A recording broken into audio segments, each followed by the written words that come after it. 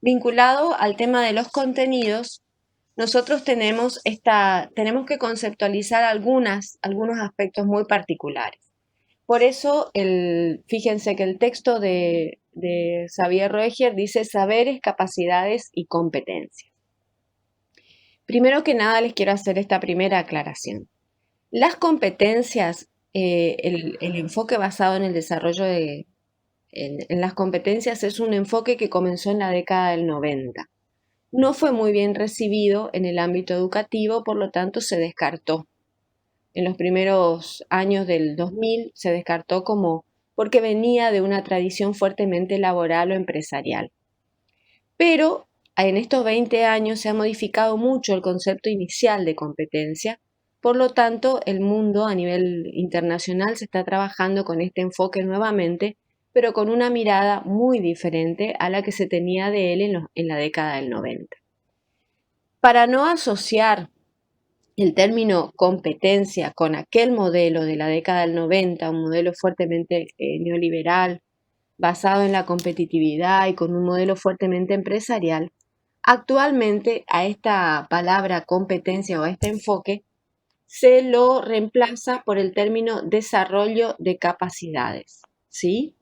Para no confundir, para no mezclar, digamos, este nuevo modelo, este modelo actual de desarrollo de competencias con aquel otro, se habla en Argentina por lo menos estamos delante de un modelo que implica el desarrollo de capacidades. Nosotros, por una cuestión de economía para escribir, seguimos trabajando con el término competencia porque además es un término que van a encontrar en todos los libros, pero les quiero aclarar que es con este enfoque nuevo, no es con el enfoque de la década del 90. Pero actualmente, por eso en el país ustedes van a encontrar en todos los documentos desarrollo de capacidades. Es más, en la provincia de Formosa hay una resolución que sacó en el año 2012. 12. Sí, la resolución 314, que habla justamente de que el enfoque que asume la provincia de Formosa dentro de su política educativa es el enfoque basado en el desarrollo de capacidades. Fíjense cómo acá aparece otra vez fuertemente este tercer condicionante de Silvina Birz, que es la macropolítica. Es decir, esta es, al ser una decisión de la provincia de Formosa, todo docente que esté trabajando en el territorio provincial tiene que enmarcarse en este enfoque, ¿sí? Entonces, la planificación, como les decía la profesora Olga Batalla, no es en soledad y no es en el aire, es en el contexto de muchas decisiones que se toman previamente a la tarea en sí de planificar la clase que realiza el docente. Entonces, lo que vamos a tratar de desgreñar en esta clase es las diferenciaciones que hay entre saberes, capacidades, competencias y contenido. Y para esto hemos organizado la clase, primero que nada, definiendo un concepto que se lo debemos a un matemático, Yves Chevalard, que nos habla de transposición didáctica. ¿Y por qué elegimos ese primer concepto? Porque vamos a comenzar un poco hablando de lo que son los saberes. Ustedes lo que tienen en pantalla es un texto muy cortito donde dice que todo proyecto social de enseñanza se construye con la designación de un conjunto de saberes como contenidos a enseñar. Aquí yo les voy a pedir que ustedes en sus apuntes subrayen esta idea de conjunto de saberes como contenidos a enseñar, porque a veces inicialmente uno piensa que todos los saberes son contenidos a enseñar o que hay una relación directa entre contenidos a enseñar y saberes. Vamos a ir viendo qué nos decía Chevalard, en realidad, en francés, acerca de esto. A partir de este conjunto de saberes que se van seleccionando como contenidos a enseñar, esos saberes a enseñar van a sufrir un conjunto de transformaciones. Y acá elegí esta palabra porque me parece la más clara, transformaciones adaptativas. No son cualquier tipo de transformación, son transformaciones adaptativas que lo que van a buscar es que esos saberes puedan ser aptos para ocupar un lugar entre los objetos de enseñanza. Vamos a ir viendo un poco más a qué se refería Chevalard acerca de estas transformaciones adaptativas. Lo que ustedes tienen aquí es un cuadro para que podamos ir desgreñando un poco este concepto de transposición didáctica. Por un lado, el saber es el primer tipo de saber al que tenemos alcance como comunidad humana o que llega a la comunidad humana es el saber sabio. Cuando hablamos del saber sabio estamos hablando del saber científico, es decir, la ciencia es la que va construyendo ese saber sabio. Nosotros, ¿por qué sabemos que el átomo tiene un determinado modelo o que hay un modelo atómico o que hay una escritura de números que es arábiga, otra que es romana? Porque hay una comunidad científica que va construyendo ese saber sabio, ¿sí? Entonces, el saber como construcción humana aparece en la comunidad científica. Ahora, ese saber pasa por una serie de transformaciones para llegar a ser un saber institucionalizado, un saber enseñado y un saber del alumno. Ahora, fíjense que este saber sabio es el saber científico. Ahora, ese saber científico no baja a la escuela como saber científico en sí. Si ustedes se fijan cómo ustedes estudian Grecia, Roma, no se enseña de esa forma en una primaria o en una secundaria. Lo enseñan con ese nivel de especificidad. ¿Por qué? Porque ha sufrido ya este proceso que es un proceso de transformación adaptativa, de mediación, que fue convirtiendo ese saber científico en el saber enseñado. Está ya cuando nosotros colocamos en el currículum, vieron que el currículum prescripto es el conjunto de saberes o de formas culturales que se consideran fundamentales para el desarrollo integral del estudiante. Bueno, ahí ya hay una primera mediación por parte de los actores políticos y después por los actores técnicos en el caso de el currículum en el nivel de concreción jurisdiccional o segundo nivel de concreción. Entonces, el saber sabio es el saber científico en sí. Pero una vez que se produce esa selección y se lo incluye en el currículum prescripto, ya el saber ha sufrido, ese saber científico ha sufrido una primera transformación. El hecho de poner una determinada cosa después de otra, el hecho de ordenarlo de una determinada manera, ya es una primera transformación o mediación. Y después, ese saber que ya ha sufrido una primera transposición didáctica, que es ese saber institucionalizado que podemos decir está incorporado en el currículum prescripto, vuelve a sufrir otra transformación cuando pasa a través de la mano del docente, a través del momento en que yo planifico la actividad, defino la actividad, veo qué tipo de tarea les voy a dar. Fíjense que yo les pongo siempre, porque lo veo mucho, en el caso de los chicos de biología, porque me parece llamativo, cómo ellos estudian la célula y cómo se llega a dar célula en el secundario.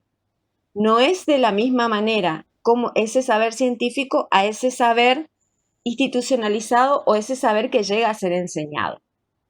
Se está entendiendo entonces el saber que nosotros tenemos en el diseño curricular y el saber que nosotros tenemos en la planificación no es ese saber científico puro, sino que es un saber que ha sufrido una serie de transformaciones para poder ser enseñado. ¿Por qué? Porque nosotros hemos dicho que tiene que estar adaptado al nivel del estudiante, al contexto, a la realidad sociohistórica, a los niveles de conocimiento previo, al tiempo. Todos estos condicionantes hacen que sean necesarias esas transformaciones. Entonces, ese saber que aparece como saber científico llega a la planificación como un saber institucionalizado, un saber que debe ser enseñado para llegar a constituirse después en conocimiento o saber incorporado por el estudiante. Por eso les dicen esta frase: el saber científico es seleccionado eligiendo aquellos que se consideran aptos y necesarios para ser enseñados. Y estos saberes deben ser transformados y adaptados para que puedan ser aprendidos. Tenemos que hacerlo accesible y deben tener una nueva coherencia. ¿Para qué? Para que ese estudiante que está en un nivel de desarrollo todavía a lo mejor no llegó a las operaciones lógico-formales, como diría Jean Piaget, pueda entender y pueda acceder a eso que nosotros le estamos ofreciendo. Y cuando estamos en el segundo globito del saber institucionalizado, si lo queremos relacionar con los niveles de concreción, podemos decir que ahí estamos como institución, Ministerio de Educación, ¿m? De Nación, esa parte política, pero también a nivel jurisdiccional. Porque si vemos ya el siguiente globito que dice es el saber enseñado. Y ahí sí lo podemos poner recién a la institución escuela. Claro. Cuando ya ha pasado, dice, el saber sabio, este saber científico ha sufrido sucesivas transformaciones para que llegue a ser un tipo de saber, de contenido, de conocimiento que se puede impartir a los estudiantes. Y ahí es cuando tenemos el saber institucionalizado. Y ahí es la primera selección del currículum. Podríamos hacerlo un paralelo, por ejemplo, para que ustedes tengan claro, los NAP, estos núcleos de aprendizaje prioritarios. Inclusive en ese segundo globito, ese saber institucionalizado, podemos pensar que también están los diseños curriculares jurisdiccionales, porque es la prescripción. Es un documento todavía que condensa núcleos de aprendizaje, grandes contenidos. Pero en la tercer burbuja, globito, no sé, como lo queramos llamar, habla de un saber enseñado. Ya hay una diferencia. Y este saber enseñado ya dónde se imparte, en las escuelas, en las instituciones escolares. Hablamos ya del nivel de concreción más próximo y que es el que está a cargo del docente. Porque si nos ponemos a ver, si hablamos de estos niveles de concreción a nivel nacional, a nivel jurisdiccional, todavía no está a cargo del docente. Acuérdense que el segundo nivel está a cargo de técnicos, dice. Recién cuando llegamos a la institución escolar, es donde el docente como mundo tiene como fuente a este diseño curricular, a esta prescripción, a este documento que dicen es de acá donde nosotros tenemos que ver qué contenidos vamos a impartir a los ciudadanos de la provincia de Formosa. Entonces ahí comienza la programación áulica y recién ahí hablamos de institución escolar y tiene que ver con este saber, con este contenido a ser enseñado. Es a modo de clarificarles un poquito, de graficar para que a ustedes les quede una representación, creo, un poquito más clara y no sea tan, por ahí una vez dice, ¿qué es saber sabio, no? De qué es lo que, cuando hablamos del contenido, del saber científico y de los saberes escolares ya. ¿Por qué comenzamos con esto? Porque fíjense que Xavier Roegers habla de cuál es el lugar de los saberes en los procesos de enseñanza. Entonces, para hablar de cuál es el lugar de los saberes, tenemos que primero definir qué entendemos por la palabra saber, porque la palabra saber implica una serie de connotaciones. Y en el caso de la didáctica, nosotros siempre trabajamos con un saber estrictamente escolar, que es un saber que ha sufrido ya todas estas transformaciones que surgen de la transposición didáctica. Nosotros no trabajamos directamente con el saber sabio. Ustedes en la formación aprenden el saber científico, pero para dar clase tienen que trabajar con el saber prescripto en el currículum, que es el saber institucionalizado, y después tienen que volver a adaptar ese saber prescripto en el currículum de acuerdo al contexto específico, porque ustedes tienen que trabajar lo que se define como enseñanza situada, y eso genera otra vez nuevas transformaciones. Entonces, lo que ustedes enseñan de un contenido de historia no es el saber científico en sí, sino es ese saber ya transformado para convertirse en un saber a ser enseñado. Y por último, podríamos después llegar a analizar qué es lo que realmente termina sabiendo el estudiante, porque ahí hay una última mediación que es la incorporación que él hace de aquello que el docente ofrece como saber. Y observen cómo está dado en la universidad ese saber científico y cómo ustedes lo encuentran dado en un libro de texto de secundaria. Y van a ir dándose cuenta de la cantidad de transformaciones que ese saber científico ha sufrido para lograr esa nueva accesibilidad y esa nueva coherencia interna, de tal forma de que pueda ser aprendido por un adolescente de 12 o de 13 años.